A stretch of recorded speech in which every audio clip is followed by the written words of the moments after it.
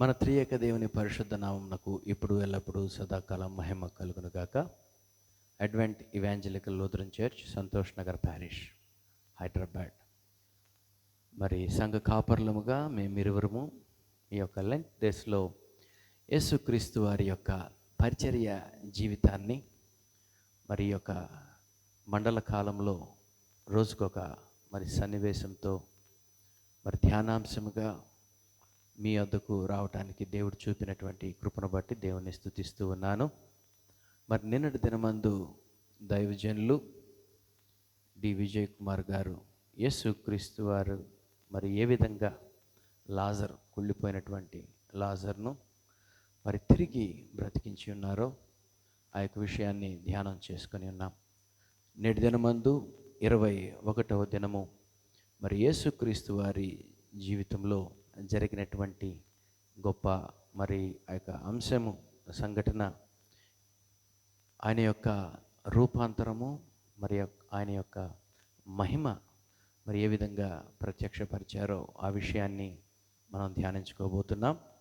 మరి దీని నిమిత్తము ఏర్పాటు చేయబడినటువంటి బైబిల్ పాఠములు మత్తయి సువార్త 17వ అధ్యాయము మొదటి 9 వచనాలు, అదేవిధంగా నిర్గమాకాండము 34వ అధ్యాయము 29వ వచనము నుండి 35వ వచనం వరకు, అదేవిధంగా కీర్తనలు 97వ కీర్తన. మరి ఇక్కడ వాక్యాన్ని మనం గమనించినట్లయితే మత్తయి భక్తుడు యేసుక్రీస్తు వారి యొక్క రూపాంతర అనుభవాన్ని మరి ఇక్కడ 17వ అధ్యాయంలో వ్రాయటం మనం చూస్తున్నాం. 16వ అధ్యాయంలో యేసుక్రీస్తు వారు మరి ఆయన నా సంఘాన్ని నేను కడతానని చెప్పాడు. ఆ తర్వాత ఆయన్ని ఎవరైనా వెంబడించాలంటే ఏ విధంగా ఆయన శిష్యులు ఉండాలో చెప్పారు. ఆ తర్వాత మనుష్య కుమారుడు మహిమతో తిరిగి వచ్చి తీర్పు తీరుస్తాడని చెప్పి మత్తయి సువార్త 16:28లో చెప్పిన తర్వాత యేసుక్రీస్తు వారు ముఖ్యంగా మరి 3 శిష్యులు పేతురు, యోహాను, యాకోబులను వెంట పెట్టుకొని ఆయన మరి పర్వతం మీదకు వెళ్ళటం మనం చూస్తూ ఉన్నాం. ఆ విధంగా వెళ్ళిన తర్వాత మరి ఆయన యొక్క యేసుక్రీస్తు వారి యొక్క ముఖము సూర్యుని వలె ప్రకాశించిందని, ఆయన వస్త్రాలు తెల్లగా ఉన్నాయని చెప్పి మత్తయి భక్తుడు వివరిస్తూ ఉన్నాడు. మార్కు కూడా ఈ యొక్క విషయాన్ని 3 సువార్తికులు, మత్తయి, మార్కు, లూకా 3 సువార్తికులు ఈ విషయాన్ని రాశారు. మార్కు ఏమంటున్నాడు? ఆయన మరి వస్త్రములు ప్రకాశమానముగాను మిగులు తెల్లగా ఉన్నాయి. ఏ చాకలి కూడా ఆ విధంగా అంత తెల్లగా ఉతకలేనంత తెల్లగా ఆయన వస్త్రాలు ఉన్నాయని మార్కు భక్తుడు రాస్తున్నాడు. లూకాని మనము గమనించినట్లయితే యేసుక్రీస్తు వారు ప్రార్థన చేయుచూ ఉండగా, యేసుక్రీస్తు వారు ప్రార్థన చేస్తున్నప్పుడు ఆయన యొక్క ముఖ రూపము మారింది. ఆ తర్వాత ఆయన వస్త్రములు తెల్లగా దగదగ మెరుస్తున్నాయి అని చెప్పి మరి లూకా భక్తుడు రాయటం మనం చూస్తున్నాం. సో ఈ విధంగా యేసుక్రీస్తు వారు మరి ఆయన జీవించినటువంటి కాలంలో ఆయనతో ఉన్నటువంటి ఆ మనుషులందరూ ఎంత మరి ధన్యులా అని అనిపిస్తూ ఉంటుంది. అదేవిధంగా వారికంటే మరి ముఖ్యంగా పేతురు, యోహాను, యాకోబు వీరు 3 మరీ ధన్యులు. మరి యేసుక్రీస్తు వారి యొక్క రూపాంతరాన్ని వారి కన్నులారా చూడటం, అదేవిధంగా తండ్రి స్వరాన్ని తిరిగి కనులార వారు వినటం అనేటువంటిది ఎంత గొప్ప ధన్యతో. మరి ఇక్కడ మనం గమనించినట్లయితే యేసుక్రీస్తు వారి యొక్క రూపము చూస్తూ ఉండగా మారిపోవటాన్ని మనం మరి మన యొక్క సైంటిఫిక్ లాంగ్వేజ్లో కొన్నిసార్లు ఇటువంటి సందర్భాన్ని మెటమార్ఫిజం అని అంటూ ఉంటాం. ట్రాన్స్ఫిగరేషన్, రూపాంతరం. ఆయన యొక్క రూపం మారిపోయి మరి చాలా ప్రకాశవంతంగా, ఎవరు చూడలేనటువంటి విధంగా మరి ఎంతో కాంతితో అక్కడ యేసుక్రీస్తు వారు ఉండటం మనం చూస్తున్నాం. ఆయన ఆ విధంగా ఉండగానే ఆయన ప్రక్కన ఆయనతో పాటు మరి మోషే ఒక ప్రక్కన, మరి ఒక పక్కన ఏలియాలు కూడా మరి అక్కడ వారికి కనపడటం మనము చూస్తూ ఉన్నాం. మరి యొక్క రూపాంతరము యేసుక్రీస్తు వారి యొక్క పునరుత్థాన శరీరానికి మరి ముంగుర్తుగా ఉండటాన్ని మనం చూస్తున్నాం. సో ఇక్కడ గమనించినట్లయితే మోషే తండ్రి అయిన దేవుని యొక్క ప్రత్యేకమైనటువంటి సేవకుడు. మరి మోషే ద్వారా తండ్రి అయిన దేవుడు ఈ లోకానికి, ముఖ్యంగా ఇశ్రాయేలు ప్రజలకు ధర్మశాస్త్రాన్ని ఇవ్వటం మనం చూస్తున్నాం. అదేవిధంగా మరి ఏలియా మరి ప్రవక్తలందరిలో ఆయన ఒక ప్రత్యేకమైన దేవుని యొక్క సేవకుడు. ఆయన మరి ప్రవక్తలలో ఆయన కూడా ఒక గొప్పవాని వలె ఉండటం మనం చూస్తున్నాం. మరి ముఖ్యంగా ఏలియా మరియు మోషేల యొక్క చివరి దినాలు, వారి యొక్క మరణం సంబంధించినటువంటి విషయాలు మరి ఇతరులతో చూస్తే అవి చాలా ప్రత్యేకింపబడినవి. సో వారిరువురు కూడా యేసుక్రీస్తు వారితో చెరొక వైపు ఉండటము మనం చూస్తూ ఉన్నాం. మరి ఈ విషయాన్ని గమనించినట్లయితే లూకా భక్తుడు రాస్తూ ఉన్నాడు. మత్తయి మార్కు రాలేదు, కానీ లూకా భక్తుడు అంటున్నారు వారిరువురు కలిసి మరి యేసుక్రీస్తు వారి యొక్క నిర్గమము అంటే మోషే మరి ఏ విధంగా ఇశ్రాయేలు ప్రజలను ఎక్సడస్ నిర్గమము ఆ యొక్క ఐగుప్తు బానిసత్వము నుండి మరి యొక్క వాగ్దాన దేశానికి ఏ విధంగా మోషే భక్తుడు ద్వారా దేవుడు మరి వారిని నడిపించారో, అదేవిధంగా యేసుక్రీస్తు వారు కూడా యెరూషలేము యొక్క నిర్గమము ఈ యొక్క రూపాంతరం తర్వాత యేసుక్రీస్తు వారు బయలుదేరి లూకాసు వార్తలో 9వ అధ్యాయం 51 నుండి మనం చూస్తాం. ఆ తర్వాత 19వ అధ్యాయము పొట్టి జక్కయ్య ఇంటిని దర్శించిన తర్వాత మరి ఇక యేసుక్రీస్తు వారి యెరూషలేములోనికి జయప్రవేశం చేయటము, ఈ విషయాలన్నీ మనం చూస్తూ ఉన్నాం. సో ఈ విషయాలు యేసుక్రీస్తు వారితో వారు మాట్లాడుతూ ఉండటము మరి ఇక్కడ మనము గమనిస్తూ ఉన్నాం. మరి ఇక్కడ వారి యొక్క ప్రత్యక్షత ఎవరు, మోషే ఏలియా వారి యొక్క మరి ఆ విధంగా కనపడటము దేన్ని సూచిస్తుందంటే మరణము తర్వాతి యొక్క జీవితము, పునరుద్ధానము. చాలామంది పునరుద్ధానం లేదని చెప్పి వారు మరి ఆ విధంగా చెప్తూ ఉంటారు, కానీ మరణానంతరము జీవితానికి సాదృశ్యంగా వారు కనపడటం జరిగిందని చెప్పి మరి వేదాంత పండితులు సెలవిస్తూ ఉన్నారు. ఆ సన్నివేశాన్ని గమనించినట్లయితే అక్కడ ఉన్నటువంటి యేసుక్రీస్తు వారు మరి ముఖ్యంగా ఆయన పరలోకపు పౌరుడుగా, పరలోకపు మనిషిగా వారి ముగ్గురితో ఆ మహిమలో ఉన్నాడు. అదేవిధంగా ఆ రూపాంతరానికి ముందు, అదేవిధంగా రూపాంతరం తర్వాత ఆయన భూలోకవాసిగా ఆయనలో ఉన్నటువంటి డ్వెల్ నేచర్ కనపడుతుంది. ఆయన దైవము, అదేవిధంగా ఆయన యొక్క మానవుడు, సంపూర్ణ దైవత్వము, సంపూర్ణ మానవుడు, పరలోకవాసి, భూలోకవాసిగా ఆయనలో ఉన్నటువంటి ఆ రెండు విషయాలని మనం అక్కడ గమనించగలుగుతున్నాం.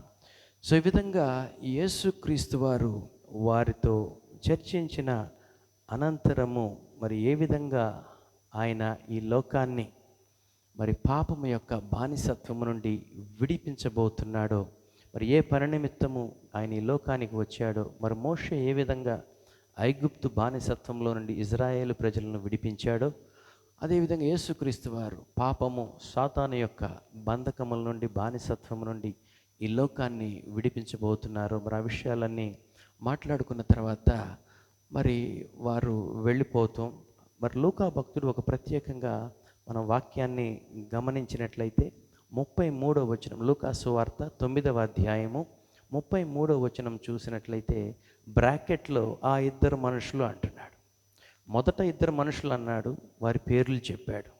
వారి పేర్లు మోషే, ఏలియా అని రాశాడు. 33వ వచనంలో మరొకసారి ఆ ఇద్దరు మనుషులు అంటున్నాడు. బ్రాకెట్స్లో ఉంటే బైబిల్ తీస్తే బైబిల్లో ఆ విషయాన్ని మనం చూడగలం. మరి వేదాంత పండితులు అంటారు అక్కడ ఆ ఇద్దరు మనుషులు ఎవరో కారు, మరి తండ్రి పరిశుద్ధాత్ముడు, త్రిత్వం అని చెప్పి తెలియజేస్తూ ఉంటారు. యేసుక్రీస్తు వారు ఆయన బాప్తిస్మం తీసుకున్నప్పుడు కూడా మనం త్రిత్వాన్ని చూస్తూ ఉన్నాం. మరి పరిశుద్ధాత్ముడు పావురు ఆకారంలో ఆయన మీదకి రావటం, కుమారుడు పరలోకం నుండి తండ్రి ఈయన నా ప్రియ కుమారుడు, త్రిత్వాన్ని అక్కడ చూస్తున్నాం.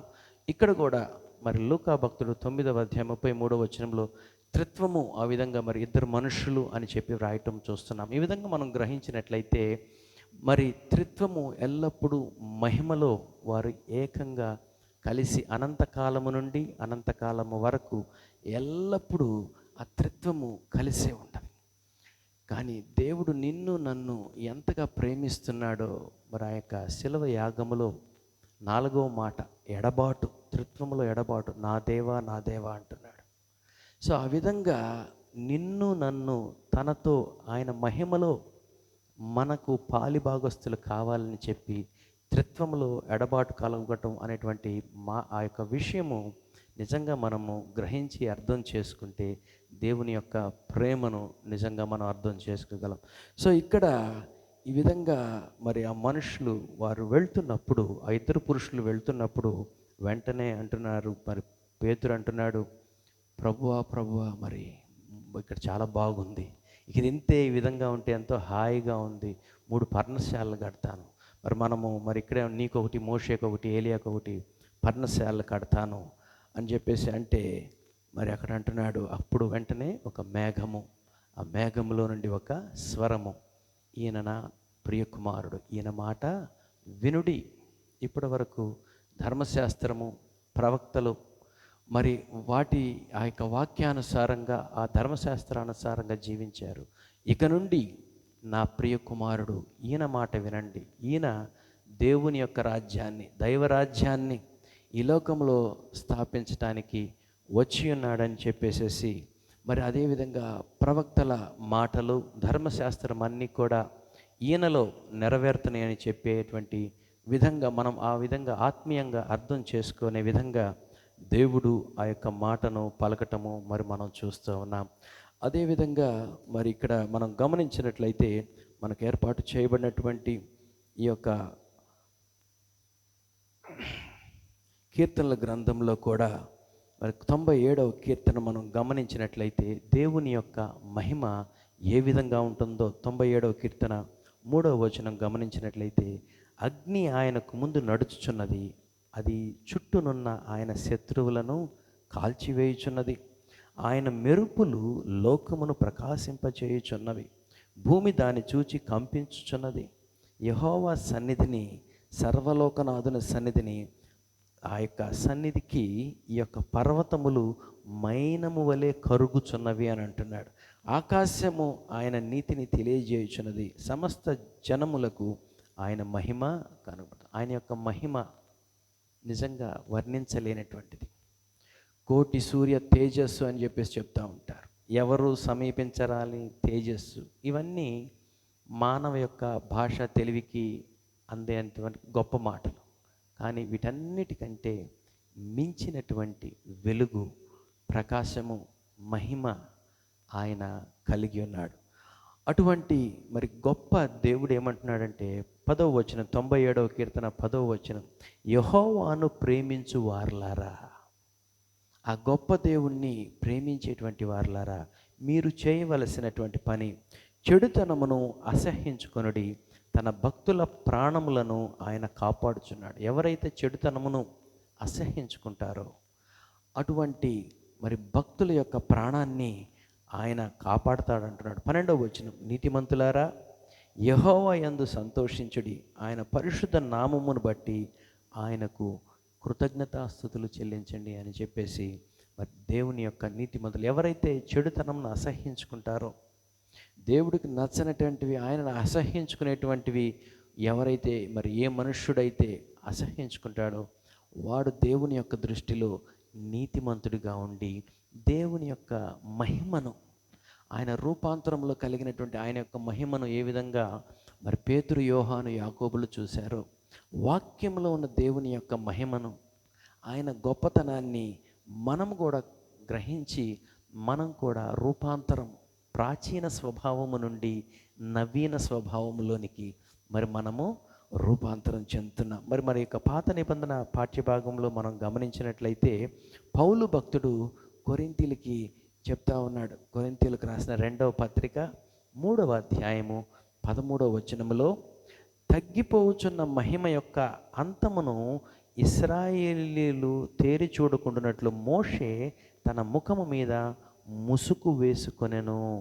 మోషే మరి యొక్క పాత నిబంధన పాఠ్యభాగంలో 34వ అధ్యాయం 29-35 మోషే మరి దేవుని యొక్క వర్తమానాన్ని విని ప్రజలకు చెప్పడానికి దేవుని దగ్గరికి వెళ్ళినప్పుడు ఆయన యొక్క మహిమకు మోషే యొక్క ముఖము ప్రతిబింబించింది.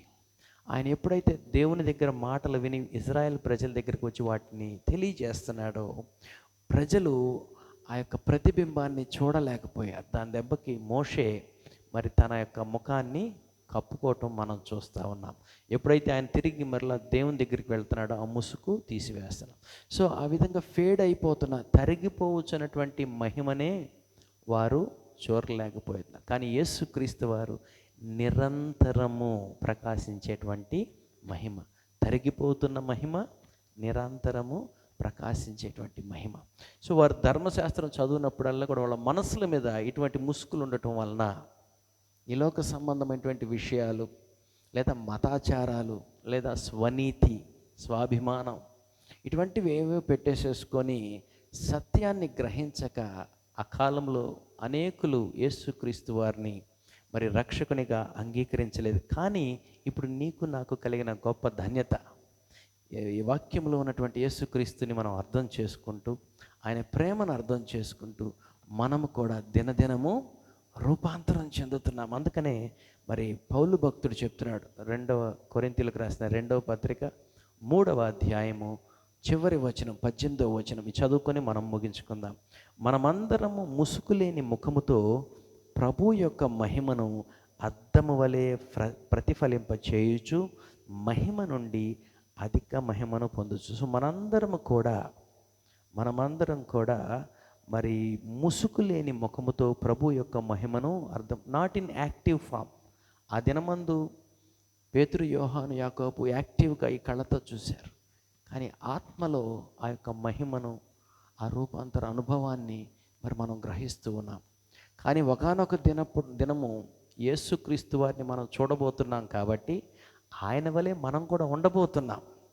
కానీ ఇప్పుడైతే ఆత్మ ద్వారా ఆయన యొక్క మహిమను, ఆయన యొక్క స్వభావాన్ని ముసుగు లేని ఎటువంటి మరి యొక్క ప్రీఆక్యుపైడ్ థాట్స్ కానివ్వండి, లోపల ఏదో ఫీలింగ్స్, మనం ఏవో చదువుకోవటం, వినటం, నేర్చుకోవటం, ఇవి ఇట్లా కదా అట్లా కదా, ఆయన ఎట్లా దేవుడు అవుతాడు, ఇది ఇంతవరకు అని మనం చాలా వరకు కొన్ని గోడలు కట్టుకొని ఈ ముసుగులు వేసుకొని సత్యాన్ని గ్రహించలేకుండా మనం జీవిస్తూ ఉన్నాం.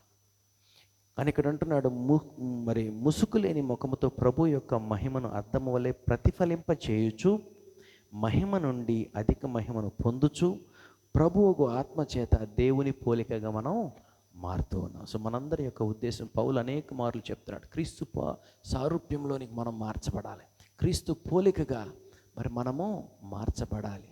ఆ విధంగా ఈ లోకంలో ఉండగానే మార్చబడితే ఆయన ప్రత్యక్షమైనప్పుడు ఆయన ఉన్నలాగా మనం ఉంటాము, ఆయన్ని మనం చూస్తాం. సో నిత్యము ఆ మహిమలో మనము ఉండబోతున్నాం. కనుక ఈ లెంట్ డేస్లో ముఖ్యంగా ఏ విషయాలు మనకు ముసుగుగా ఉండి దేవుని యొక్క రూపాంతరాన్ని, ఆయన ప్రత్యక్షతను, ఆయన మహిమను చూడలేకపోతున్నామో గ్రహించి ఆ ముసుగులు తీసివేసి ఆయన చెప్పిన విధంగా, ఆయన ఉన్నట్టుగా ఆయన అర్థం చేసుకొని ఆయన పోలికగా ఈ లోకంలో జీవిద్దాం. ఆ విధంగా జీవించినట్లు దేవుని ఆత్మ మనకు సహాయం చేయలేదు. చిన్న ప్రార్థన చేసుకుందాం. మహోన్నతమైన మా ప్రియ పరలోకపు తండ్రి, నాయన మీ ప్రియకుమారుడైనటువంటి యేసుక్రీస్తు వారిని ఈ లోకంలో మాలోకి పంపినప్పుడు ఆయన యొక్క ప్రత్యక్షతను కనులారగా చూసినటువంటి పేతురు, యోహాను, యాకోబులు సాక్ష్యం ఇచ్చి ఉన్నారు. అదేవిధంగా వాక్యంలో ఉన్నటువంటి మిమ్మల్ని నాయన పరిశుద్ధాత్మ సహాయంతో మా తండ్రి ధ్యానిస్తున్నటువంటి మేము కూడా మా తండ్రి ముసుగులేనిటువంటి నాయన ఆ యొక్క హృదయాలతో మిమ్మల్ని మా తండ్రి వాక్యంలో మిమ్మల్ని, మీ ప్రేమను, మీ మహిమను, మీ గొప్పతనాన్ని మేము గ్రహిస్తూ ఆయన మీ ప్రియకుమారుడు ఈ లోకంలో మానవ రూపిగా ఉన్నప్పుడు ఏ విధంగా జీవించాడో మేము కూడా ఆ పోలికగా మార్చు నాయన. మరి మహిమలో ఆయన కలుసుకునే పర్యంతము మా తండ్రి మీరు కోరుకున్న రీతిగా ఉండునట్లు మరి ముఖ్యంగా ఈ యొక్క మండల కాల ధ్యానంలో మీ సన్నిధి మాకు అనుగ్రహించి ఈ యొక్క గొప్ప రూపాంతర అనుభవము, మహిమను మాకు అనుగ్రహించమని మరి ఈ యొక్క ధ్యానంలో పాల్గొంటున్న ప్రతి ఒక్కరిని మీ దయగల హస్తాలకు అప్పగించుకుంటూ రక్షకుడు మా ప్రభు యేసుక్రీస్తు వారి పరిశుద్ధ నామమున మిక్కిలి వినయముగా ప్రార్థించి వేడుకొనుచున్నాం తండ్రి, ఆమేన్. త్రియేక దేవుని దివ్య సన్నిధి అనే యొక్క మహిమ మీకు తోడుగా ఉండి మిమ్మల్ని వర్ధిల్ల చేయనుగాక. ఆమేన్. Praise the lord.